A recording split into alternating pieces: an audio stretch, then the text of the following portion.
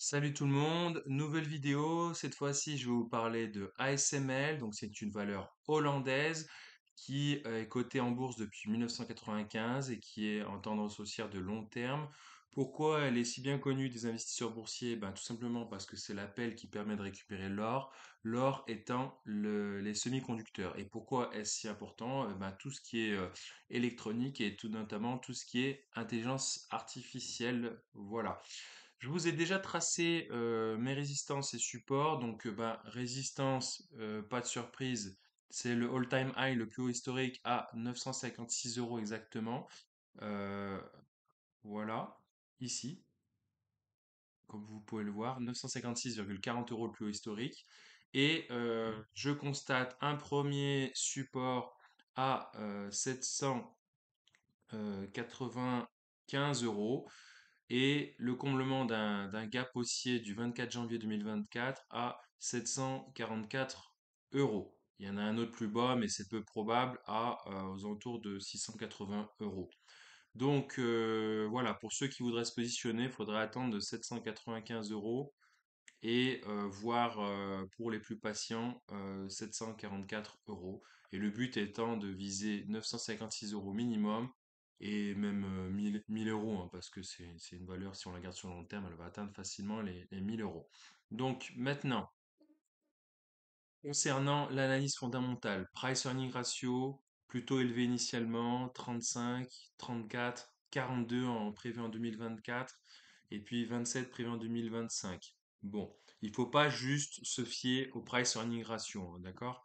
Mais ça donne un ordre d'idée si l'action elle est chère ou pas. On estime qu'une action elle est potentiellement bonne si le PER se trouve entre 10 et 17. Ça, c'est ce qui se dit habituellement, mais vous voyez, Stellantis est aux alentours de 4, LVMH est à 26, Hermès est à 52, enfin bref, presque à 60, et d'autres valeurs sont peut-être même à 80 de PER et les gens continuent d'acheter.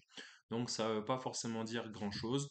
Le bénéfice net par action, comme vous le voyez ici, il fait que monter. Le dividende aussi. Le dividende, à titre d'info, est à 6,10 € en 2023 et il est prévu à 6,74 € si tout va bien en 2024.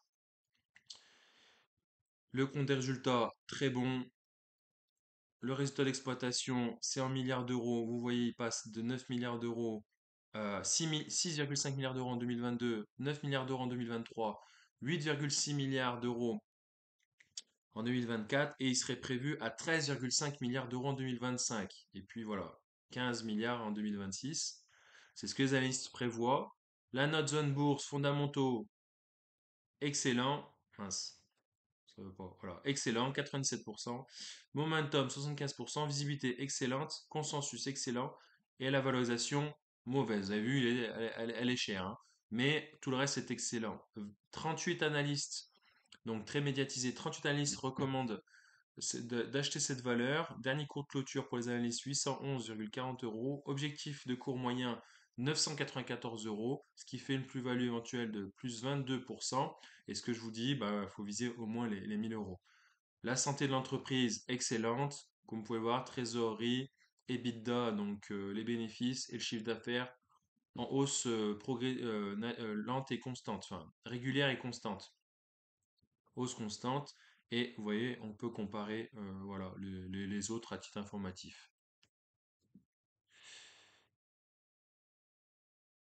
Pour ceux qui ont suivi la vidéo jusque-là, je vous en remercie. N'hésitez pas à vous abonner, à liker, à partager encore une fois. On est de plus en plus nombreux, 27 abonnés.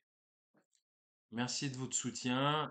Encore une fois, je vois les statistiques, il y en a beaucoup qui regardent mes vidéos et qui sont toujours pas abonnés, donc je vous invite à le faire, ce serait vraiment sympa pour me donner de la force pour continuer à donner du contenu de qualité sur cette chaîne et de continuer à vous divertir. Et enfin, je terminerai sur la macroéconomie d'une manière générale. S&P 500, vous voyez à l'heure où je vous parle, où je fais la vidéo 5113, hein, donc le seuil du S&P c'est 5000, hein, voilà, on va plus vraiment redescendre au-dessous de 5000, hein. Dow Jones 38 570, donc l'objectif suivant c'est les 40 000. Nasdaq 100 17 822. L'objectif, c'est les 18 000, hein, et après, on va essayer de rester toujours au-dessus des 18 000.